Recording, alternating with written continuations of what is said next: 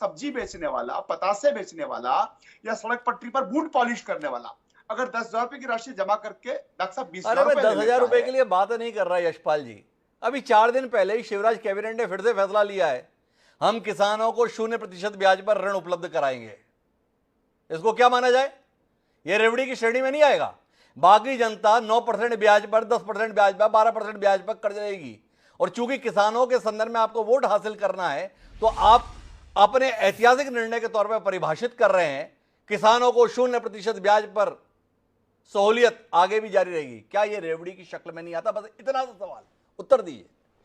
देश का अन्नदाता जो प्राकृतिक आपदाओं की मार को सहन करता है और उसके लिए अगर बिगर ब्याज का पैसा देकर के अगर उसको कर्ज दिया जाता है तो डॉक्टर साहब ये तो एक मदद है किसान की, जो किसान आसमान और धरती के बीच में झूलता है। मैं इसको मदद मानता हूं, रेवड़ी नहीं मानता हूं।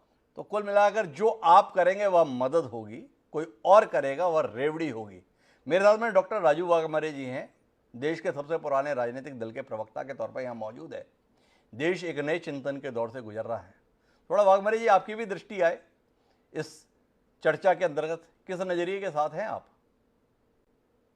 देखिए, अगर मोदी साहब 2014 में सत्ता पे आए जी, ये रेवड़ी के प्रोड्यूसर, डायरेक्टर और हीरो पंतप्रधान नरेंद्र मोदी जी है और भाजपा है जी, कि जिन्होंने ये रेवड़ी का पिक्चर इस तरीके से कर दिया इस देश के अंदर कि इसके पहले अगर 10 घोषणाएं होती थी तो उसमें से कम 5-6 घोषणाएं तो लोगों के पास चली जाती थी।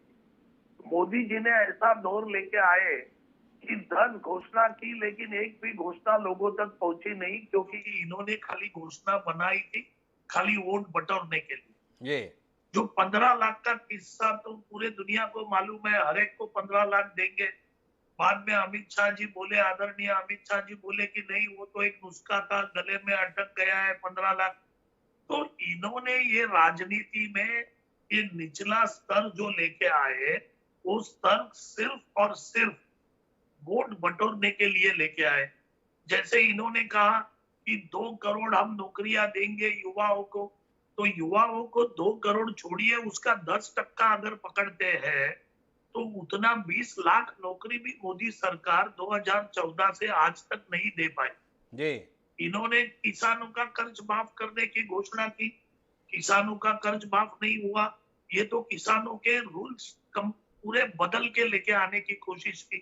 जब ही 1 साल लोगों ने संघर्ष किया तभी ये बैकफुट पे गए और इन्होंने रूल्स बदली किए। तो रेवड़ी का जो मसला है, देखिए हमारा देश एक पूरी तरह से विकसित देश नहीं हो चुका है।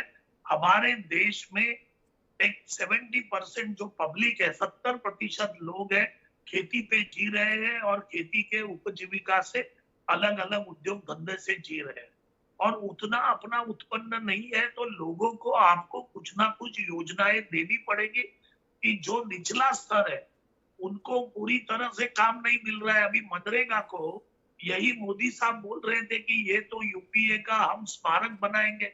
अभी जो मनरेगा 100 दिन का काम देता है और लोगों को पैसा देता है कि वो जी सके, वो मनरेगा का पैसा मोदी सरकार ने अभी ये अगले लास्ट बजट के अंदर 32% कम कर दिया।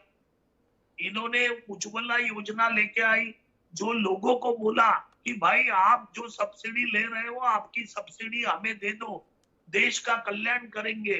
ये सब्सिडी लेके गरीबों को हम सिलेंडर देंगे। लोगों ने सब्सिडी सरकार को दे दी। आज सिलेंडर का भाव 1000 रुपया से ज्यादा हो गया। कहाँ गई सब्सिडी? ना उज्ज्वला योजना आगे आई, ना किसको फायदा हुआ। तो इन्होंने तो रेवड़ियों का बाजार बांटा है इस देश के अंदर। इन्होंने कर्जे किसके माफ किए?